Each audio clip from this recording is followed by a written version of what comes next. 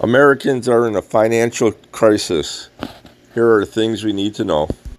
Hello, YouTubers. Today we're going to talk about credit card defaults. People are defaulting on their credit cards overwhelmingly, 50% increase.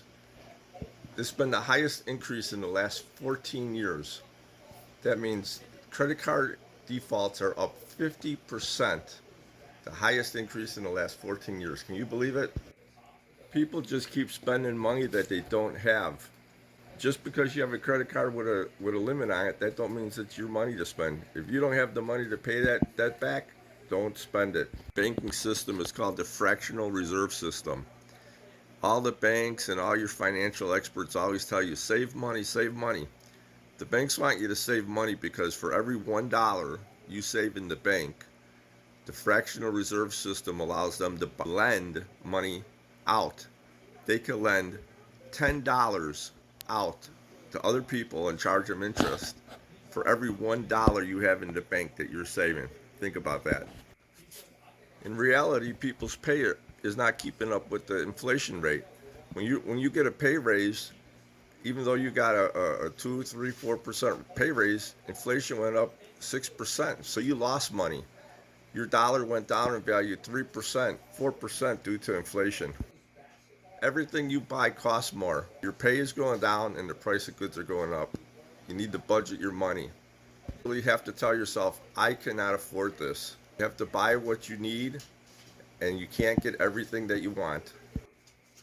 The problem nowadays is people are replacing their income with credit card debt.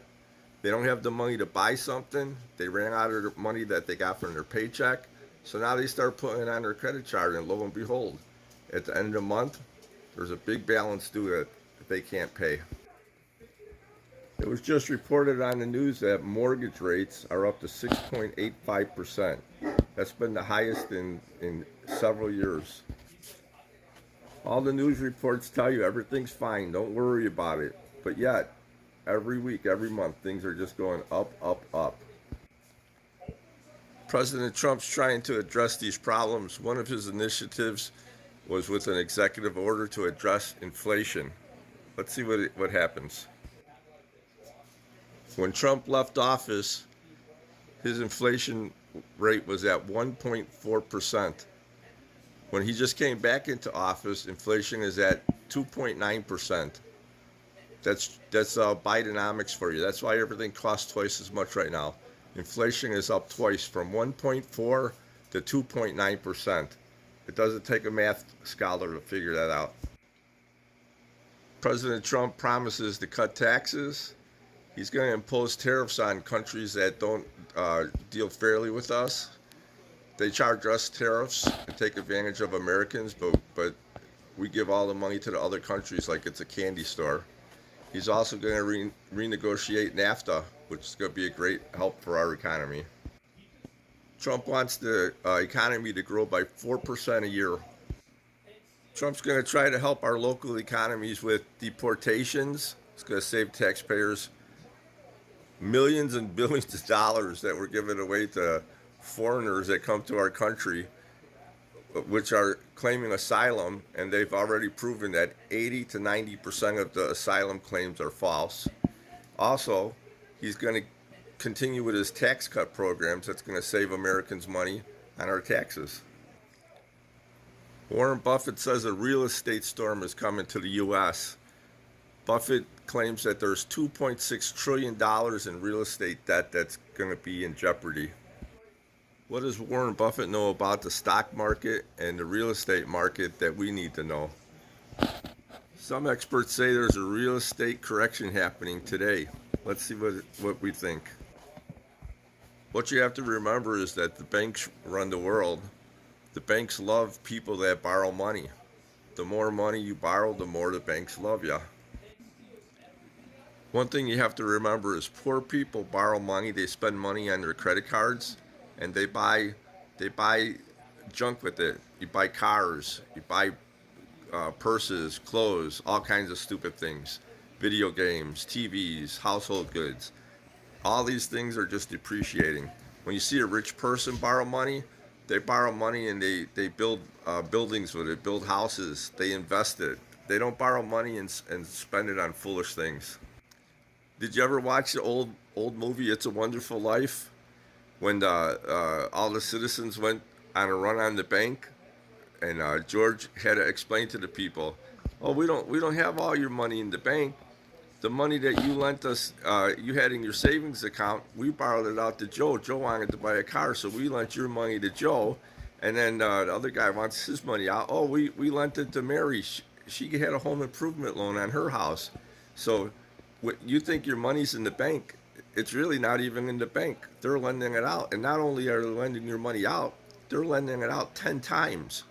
So for every dollar, again, you put in the bank, they're giving out $10 in loans.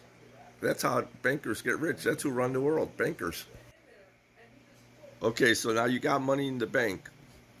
You used to be able to get like a 10% return on your money. The stock market used to give you an average 10% return on your money, okay? Now you're lucky if you get a 1%, 2% interest if you put your money in a CD or something in the bank and save your money. Then at the end of the year, the bank sends you a financial form for you to do your income tax.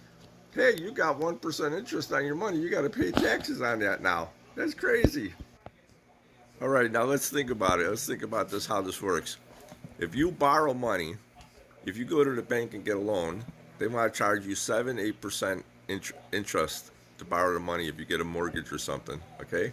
If you borrow money on your credit card or go to the car dealer to buy a car, well, credit cards, you're going to be paying 25, 27% interest. Car dealers, they have no problem charging 10, 15% interest on your cars, okay? Then you have to pay all this interest on the money you borrow. But if you start a business and make money, you got to pay taxes. You got to pay 20, 30% income tax on your business and everything. Either way, the banks and the government, they're making money hand over foot. You've got no way of winning. So here comes the state of affairs today. The baby boomers are going to retire.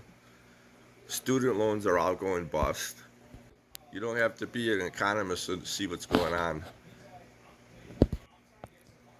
So this is what's going on now. Entitlements are going through the roof. So with all this going on now, the government and the banks have to just keep printing money. There's never any benefit to printing money. People say that central banking is a form of communism.